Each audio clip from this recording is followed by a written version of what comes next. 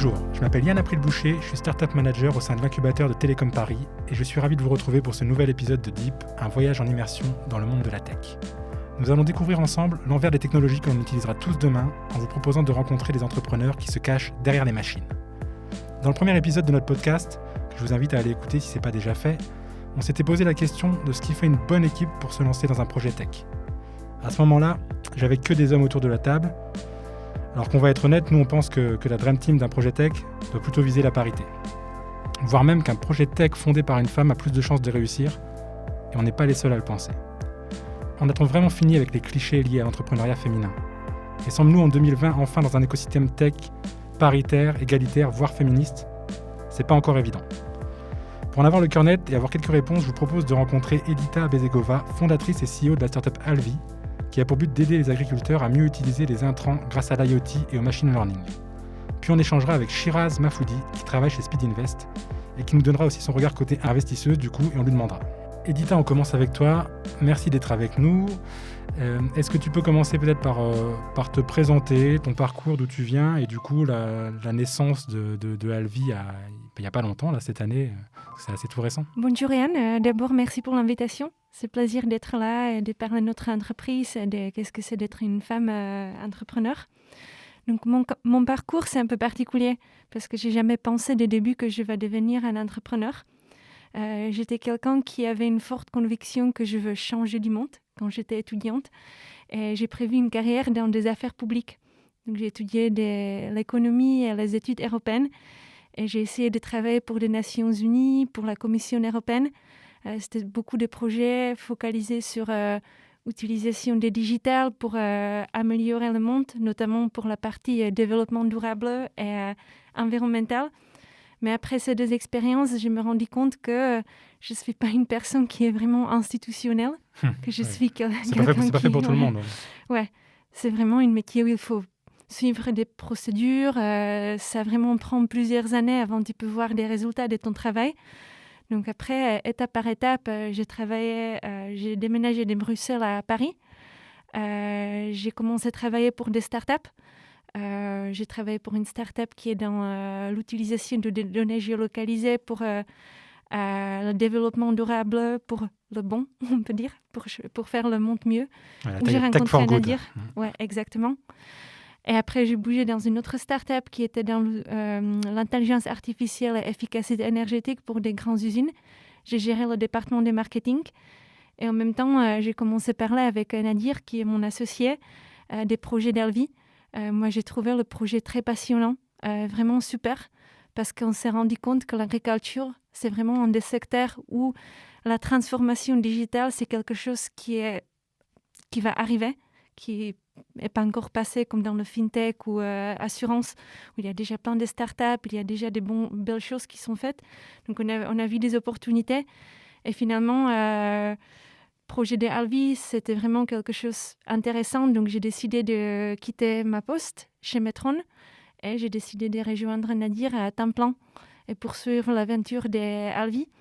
Ça, c'était novembre l'année dernière. Et après, au début de cette année, on avait le troisième associé qui nous a rejoint, Morgan, notre CTO. Depuis ça, on est trois et on continue notre projet, notre start-up. C'est intéressant, tu es devenu entrepreneur finalement parce que tu voulais changer le monde. Je crois que tu es la première à nous le dire et ça, c'est quand même un biais particulier, mais je pense que c'est de plus en plus le cas. Du coup, tu as deux cofondateurs et tu évolues aussi dans deux milieux a priori très, très masculins que sont l'entrepreneuriat d'un côté, en plus l'entrepreneuriat tech, et l'agriculture. Enfin, voilà, c'est quand même des milieux assez masculins. Est-ce que toi, tu as toujours eu envie de lancer ta boîte ? Et si oui, quand tu as eu cette envie, c'était dans un secteur particulier ou c'est arrivé par hasard, ce secteur-là ? C'est arrivé un peu par l'opportunité. Comme je disais, j'étais toujours passionnée par le développement durable et l'environnement. Et on a vu des opportunités dans l'agriculture. Et aussi, je dois dire que ça me fait plaisir de travailler avec des agriculteurs parce que c'est un secteur qui est très masculin, mais les gens sont très réels. Donc, c'est quelque chose qui est un peu différent des politiques ou des autres secteurs comme la mode, etc. Les gens sont très honnêtes, très réels. S'ils voient qu'il y a quelqu'un qui veut les aider, qui veut développer les outils, qui sont là pour eux, qui les écoutent, ils sont vraiment bienveillants. Et ça fait vraiment des plaisirs de travailler dans ce secteur. Et du coup, tu parlais un peu de Morgane, le CTO, de Nadir. Vous partagez les tâches comment là dans l'équipe, entre vous trois? Avant Morgane a rejoigné, c'était un peu c'était difficile. On a fait tout un peu ensemble avec Nadir, mais il a un profil plus technique que moi. Donc, il a fait la partie data science et plus programming. Aujourd'hui, moi, je gère principalement la stratégie, le financement et le marketing. Nadir gère la partie commerciale et aussi une partie des produits. Et Morgane gère la partie technique. Ok, donc c'est majoritairement Nadir qui est sur le terrain. Toi, ça t'arrive aussi de te retrouver sur le terrain en face de coopératives agricoles pour défendre ton projet? Oui, en fait, Nadir, il fait par exemple la prospection commerciale. Mais après, quand on fait des négociations, des grands deals, ça n'arrive pas qu'il y a juste une personne. On fait ça ensemble. Par exemple, maintenant, on a négocié deal avec un grand négoce dans le nord de France qui va devenir notre distributeur. Donc, c'était moi qui ai géré des négociations au début, qui a fait les échanges avec le contrepartie. Et après, Nadir a continué quand on a fait un premier accord sur la partie plus opérationnelle. Du coup, pour en venir un peu au cœur du sujet qui nous intéresse sur l'entrepreneuriat féminin, est-ce que toi, tu trouves qu'il y a un regard différent quand tu vas présenter ce type de projet? Comment tu es accueillie, toi, en tant que femme qui est en plus pas du secteur agricole, qui est une jeune de la tech, qui vient présenter son projet? Est-ce que tu sens qu'il y a un regard différent, que tu es accueillie différemment? Moi, je dois déjà dire que je vois des différences entre mon pays d'origine et la France. Je pense qu'en France, c'est beaucoup plus facile d'être une femme professionnelle parce que la regard sur la famille et sur la carrière, c'est différent. C'est pas normal que vous restez à la maison 4 ans avec des enfants ou plus. Et ton pays d'origine, du coup, qui est? Est-ce que tu nous en as pas parlé? La République tchèque. Je viens de la République tchèque, mais je vis à l'étranger depuis 10 ans. Donc, j'ai vu quelques approches différentes dans des pays différents. Et déjà en France, c'est vraiment normal que des femmes sont des professionnels, qui ont des bonnes positions, qui sont assez hautes dans des entreprises. Donc ça, c'est déjà assez bien. Et c'est aussi pourquoi j'ai décidé de continuer ma carrière ici. Et après, je dois dire que mon expérience jusqu'à présent, c'était assez bienveillant. Qu'à l'agriculture, les gens sont assez contents s'il y a une fille ou une femme qui vient de les voir, qui est intéressée. Ça change un peu. C'est vrai que de temps en temps, quand on a des ateliers avec des agriculteurs, je suis la seule. Mais des gens, ils me souviennent. Ils sachent que oui, c'est la fille. En plus, avec l'accent qui vient d'étranger. Donc, ça peut être un élément de différenciation. Mais vraiment, en France, l'expérience était plutôt positive. Maintenant, on travaille sur le levée de fonds. Donc, après quelques mois, je peux dire si on voit l'impact du fait que je suis une femme qui s'occupe de ces sujets. Mais jusqu'à présent, je dois dire, des investisseurs et tout, mon impression personnelle, c'était plutôt positif. Ils sont plutôt bienveillants. Après, c'est ça qu'on verra avec Shiraz, justement, cette vision qu'a l'investisseur sur les projets portés par des femmes. Mais on va voir que les chiffres ne sont pas forcément dans le bon sens. Hein. C'est des projets qui sont moins financés, mais c'est aussi des projets qui réussissent mieux. Peut-être dernière question avant de passer à la suite. Aujourd'hui, tu me parlais de clients que tu as signés dans le nord de la France. Aujourd'hui, vous en êtes où en termes d'étapes? Tu parlais de levée de fonds aussi. Vous en êtes où aujourd'hui en termes d'avancée? Oui, donc nous avons lancé notre produit en mai cette année.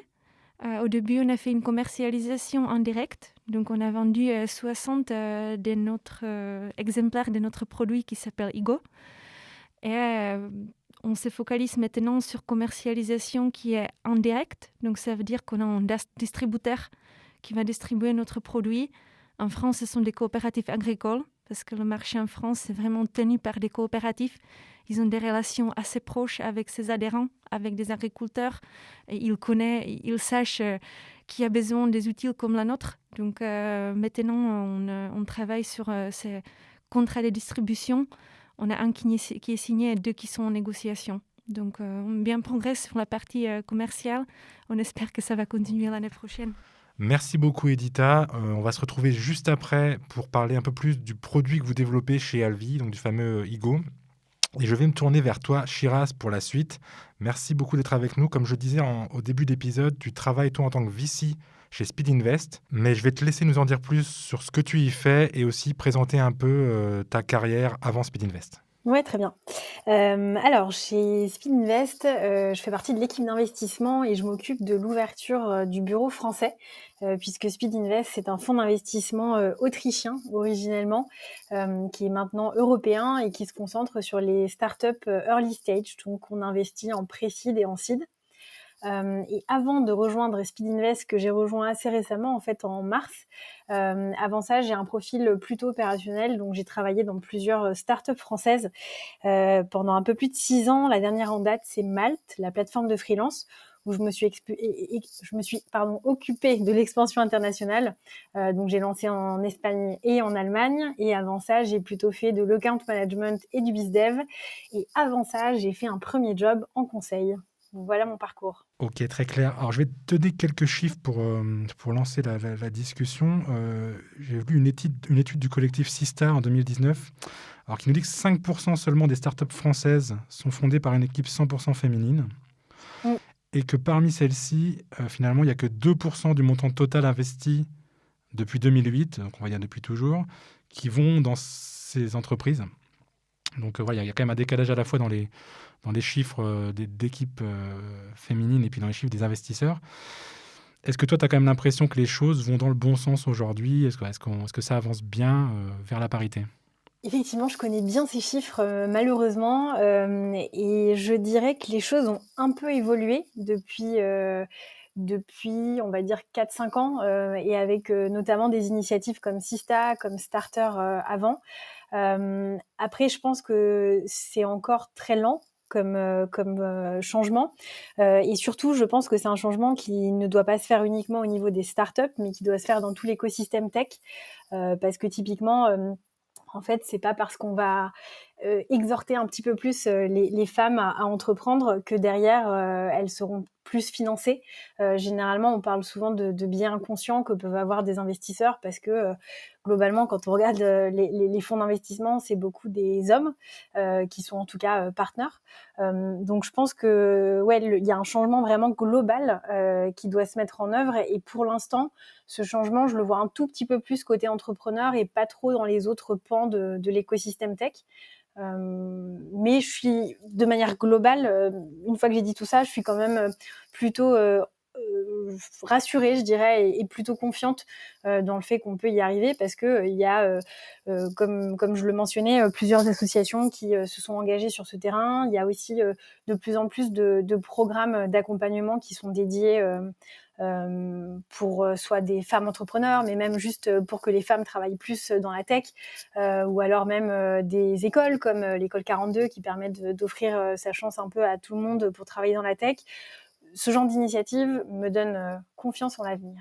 Non, mais tu as raison. En plus, je suis assez d'accord avec toi sur le fait que ça doit être quelque chose qui doit être pris au niveau de l'écosystème. Et nous, c'est d'ailleurs pour ça qu'on fait cet épisode aussi et qu'on essaye d'en parler en tant qu'incubateur, mais aussi en tant qu'incubateur d'école d'ingénieurs plutôt tech, qui est Télécom Paris, où nous aussi, on a aussi cette mission d'aller un peu élargir notre public et notre spectre.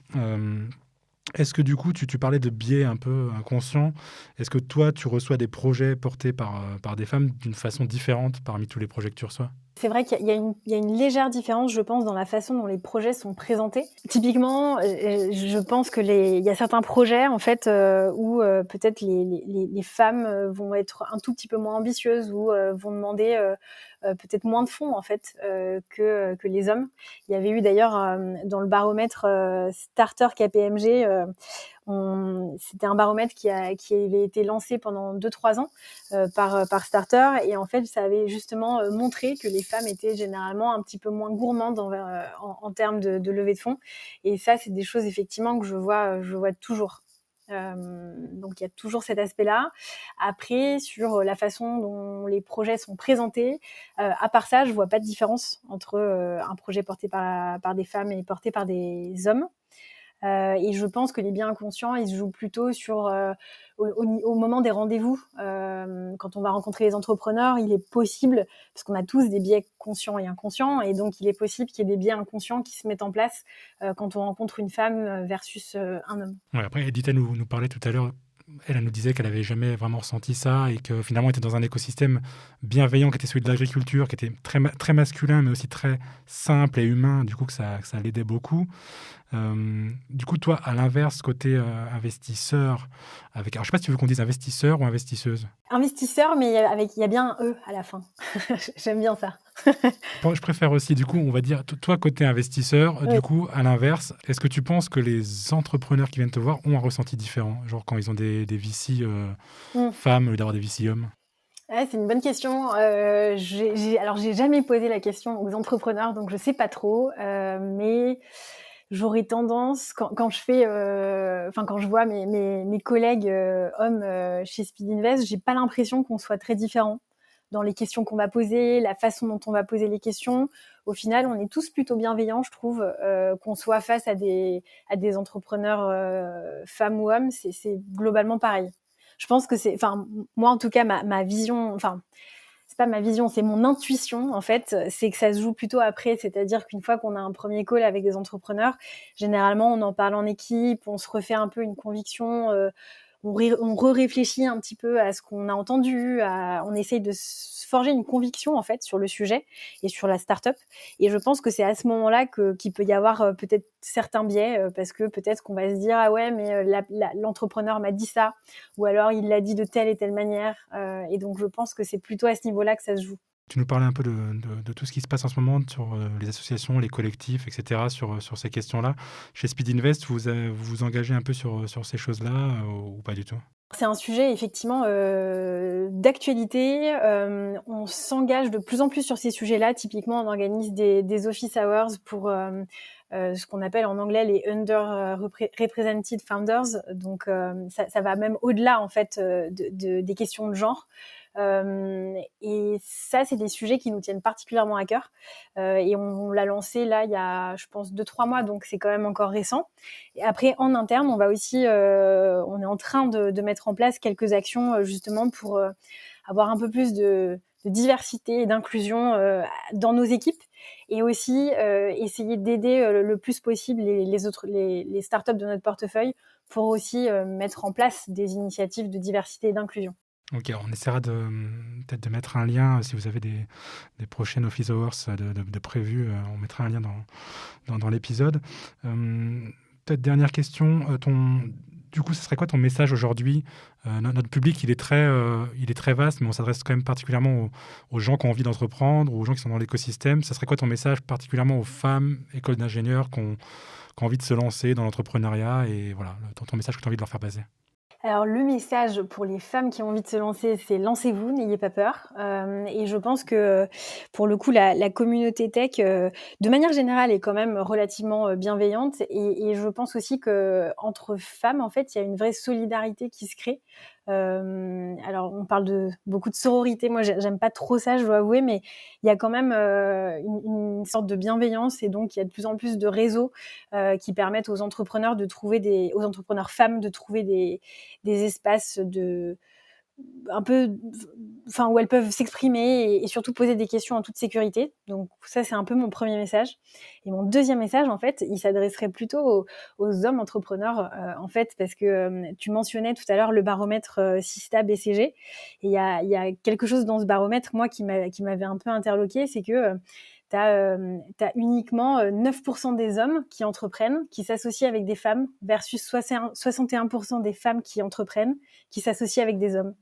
Donc je pense qu'il y a un vrai sujet quand même sur le fait que les hommes vont peut-être avoir moins tendance à s'associer avec des femmes, et pour plein de raisons, et surtout sans doute de très bonnes raisons, mais je pense que du coup il y a peut-être quelque chose à faire là-dessus, et montrer et inciter les hommes à s'associer avec des femmes, parce qu'il y a plein de femmes ingénieurs tech et même qui ont d'autres compétences aussi qui peuvent être tout à fait très très utiles dans les startups que ces hommes lancent.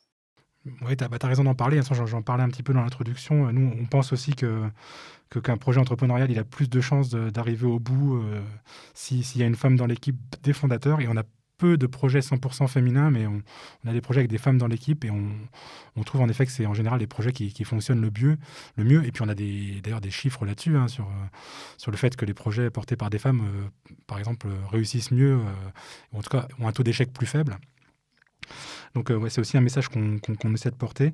Et je te remercie beaucoup en tout cas d'avoir été avec nous.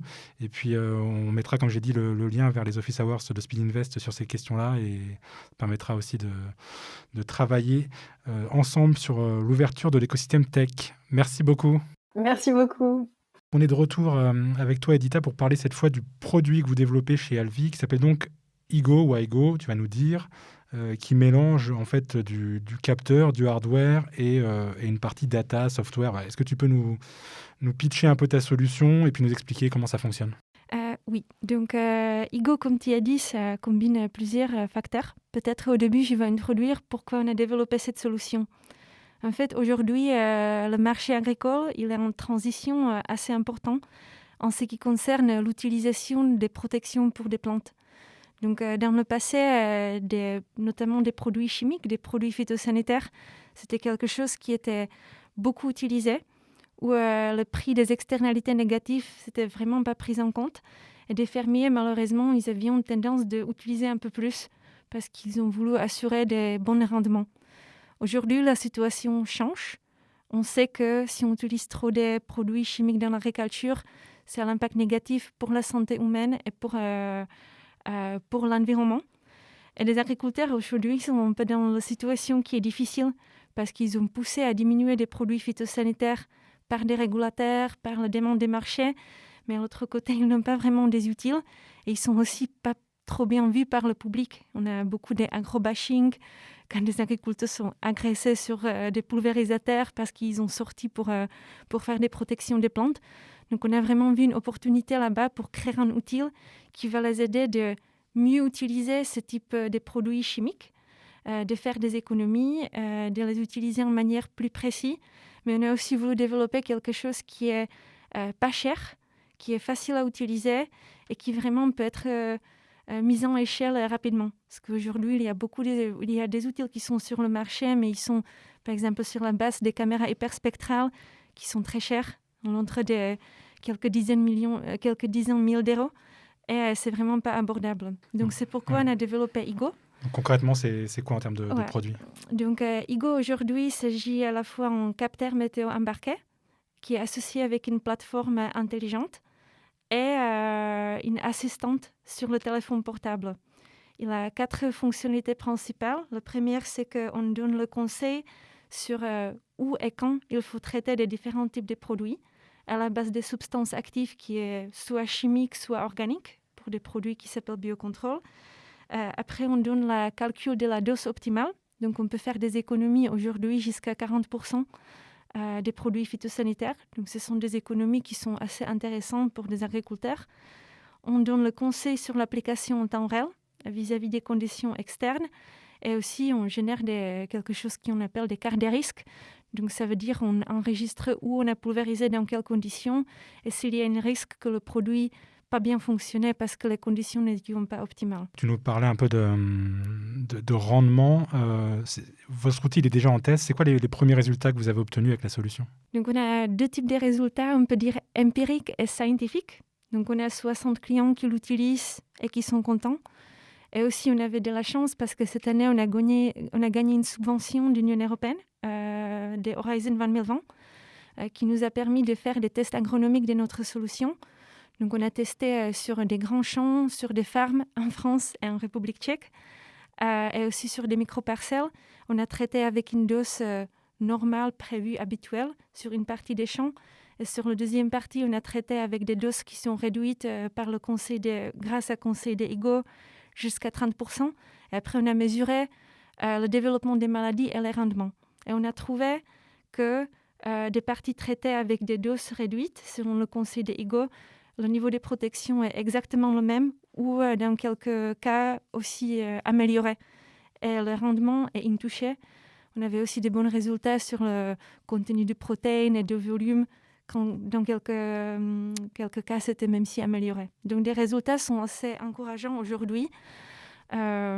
On espère que ça va rester le même dans le futur. Du coup, l'argument principal pour vendre votre produit quand tu vas voir une coopérative, c'est finalement c'est le rendement, c'est le fait de gagner de l'argent parce qu'on dépense moins de produits, ou c'est le fait de protéger les sols et l'agriculture? À quoi ils sont sensibles aujourd'hui vos clients? Il y a à la fois des besoins des fermiers et à la fois des besoins des coopératifs. Donc fermiers aujourd'hui, il y a quelques-uns qui sont vraiment un peu fermiers de précision, qui veulent appliquer mieux, qui sont conscients de l'environnement, donc ils cherchent des solutions comme la nôtre. Et aussi, il y a quelques-uns qui cherchent des certifications écologiques parce que ça va leur permettre de vendre la production plus chère, donc ajouter plus de valeur sur qu'est-ce qu'ils produisent. Et pour obtenir ça, par exemple en France, on a une certification qui s'appelle HVE, haute valeur environnementale. Pour ça, il faut diminuer les pesticides des produits phytosanitaires de manière significative. Et c'est un point bloquant pour beaucoup de fermiers. Pour des coopératives, il y a plusieurs enjeux réglementaires en France qui les impactent aujourd'hui. Par exemple, il y a une autre réglementation. On a beaucoup de réglementations en France qui vraiment poussent le changement de l'utilisation des produits chimiques. Donc, il y a une réglementation CEPP qui oblige des coopératives à soit diminuer des pesticides, soit payer des taxes. Donc, ils vraiment cherchent des solutions comme la nôtre pour les aider dans ces démarches. Et aussi, qui les impacte aussi, c'est une réglementation qui les oblige de séparer le conseil des ventes. Donc, dans le passé, ils ont à la fois conseillé aux agriculteurs et à la fois vendu des produits phytosanitaires. Aujourd'hui, ils sont obligés à séparer, choisir en des deux fonctions. Et ils cherchent des solutions pour les aider à garder un peu la relation avec des adhérents s'ils décident de faire que des ventes. Il y a la plupart des coopératives qui font des ventes parce que c'est une partie importante des chiffres d'affaires. C'est autour de 40% du chiffre d'affaires qui est fait par des ventes des produits pour la protection des plantes.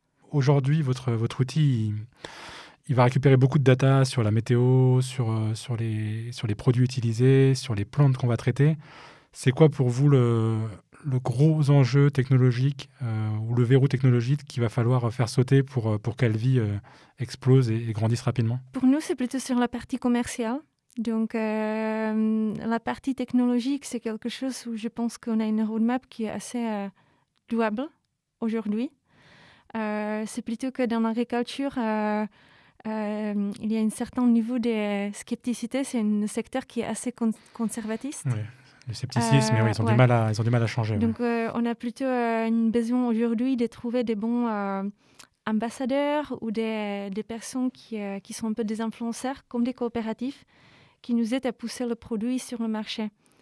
Après, dans le roadmap, on a quelques améliorations, par exemple, pour mieux prévoir le microclimat, parce que c'est le microclimat qui impacte considérablement l'efficacité des produits phytosanitaires. Donc, on travaille toujours pour ajouter plus de données, pour apporter plus de précisions, plus d'économies, pour s'approcher plus des machines, pour peut-être faire des choses plus automatiques dans le futur. Donc, on a quelques enjeux intéressants, mais pour nous, aujourd'hui, c'est vraiment comment convaincre le fermier à changer des habitudes et à faire confiance des nouveaux outils.